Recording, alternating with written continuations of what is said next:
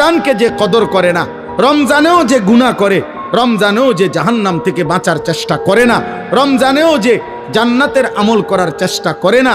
ভাই আমার, ছেলেরা আমার, বাবা আমার, পর্দার আড়ালের মা বোন আমার, সবাইকে এই শেষ কথা বলি। আল্লাহ রসুল বলছে, জিব্রাইল আইসা রমজানের শেষ দিন নবীজিকে আইসা বলে গেছে, ইয়া রসুল আল্লাহ, এত বড় রমজান পেল, ইফতার, সাহারি, তারাবি, এতেকাফ, শবে কদর, প্রতি ঘন্টা মিনিটে এত মাফ নেওয়ার সুযোগ থাকার পরেও যেই নাফরমান জাহান্নাম থেকে বাঁচার চেষ্টা করে নাই, গুনাহ থেকে আল্লাহর কাছে মাফ নেয় নাই, জান্নাতের